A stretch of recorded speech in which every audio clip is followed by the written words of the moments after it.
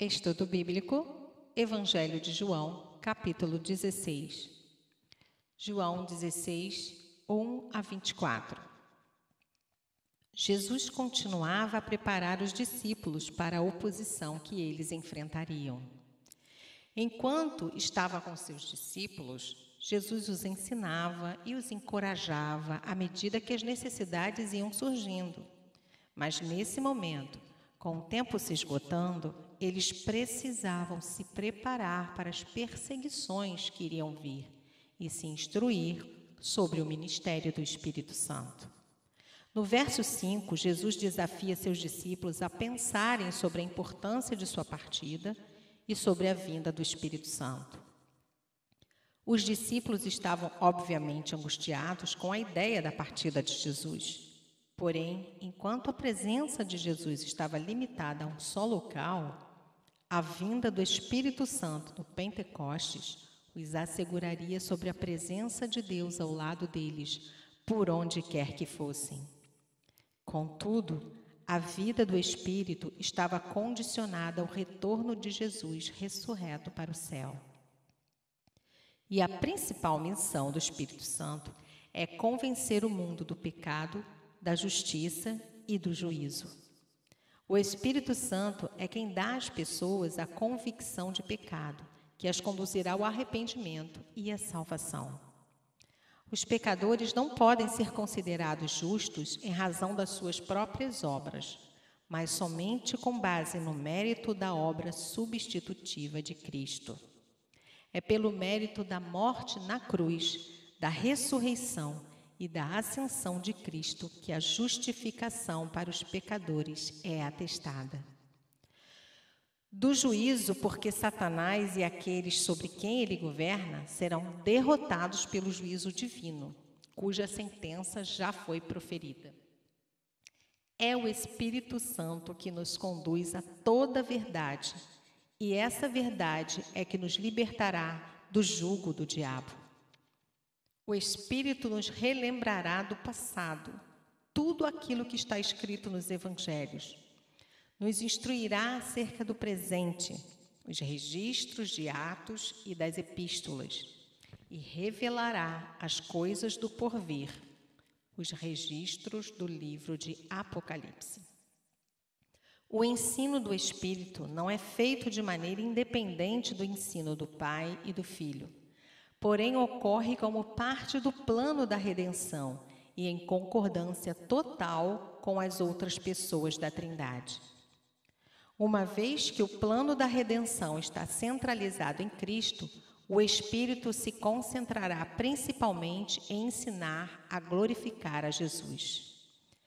No verso 15, é enfatizado o relacionamento íntimo e perfeito entre as três pessoas da Trindade. O verso 16 está se referindo à morte e depois à ressurreição. A crucificação de Jesus, que causaria a impressão de que os inimigos de Cristo haviam triunfado, iria perturbar profundamente os discípulos. Todavia, considerando que a morte substitutiva de Jesus iria garantir a salvação de todo aquele que crê, toda a tristeza da perda iria se transformar em alegria e gratidão, numa analogia semelhante ao parto, que é uma experiência dolorosa para a mãe durante o momento do nascimento do filho, mas que logo se transforma em fonte de alegria. As bênçãos que a obra redentora de Deus nos concede não podem ser canceladas por nenhum poder humano ou satânico. O propósito gracioso de Deus nos garante a natureza perpétua da alegria da salvação. E mais uma vez, Jesus nos ensina que toda oração deve ser dirigida ao Pai em nome dele. Ou seja, as orações seriam dirigidas ao Pai diretamente e com toda fé e confiança, garantidos pela autoridade de Cristo como seus representantes. João 16, de 25 a 33. As três pessoas da Trindade estão unidas plenamente em seu amor comum pelos cristãos. Estes, por sua vez, estão unidos tanto no amor pela Trindade como na fé pelas três pessoas. A encarnação é descrita como Jesus vindo do Pai e entrando no mundo. E a ascensão é ele saindo do mundo e retornando para o seu Pai. Somente Deus é onisciente, e os seus discípulos, no verso 30, reconheceram a origem e a natureza divina de Jesus.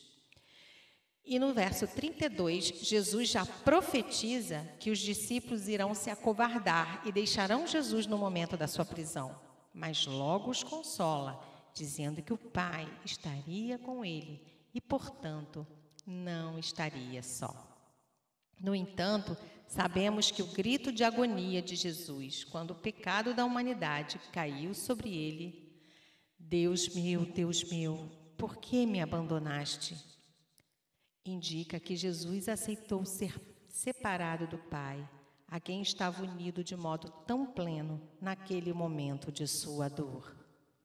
E esse foi o mais profundo sofrimento de Jesus, estar separado do Pai, a fim de carregar sobre ele os nossos pecados. Ele, antes da sua oração intercessória, nos ensina para suportarmos as aflições do mundo, porque do mesmo modo que ele venceu o mundo, quem estivesse nele venceria também, porque a vitória a ele pertence.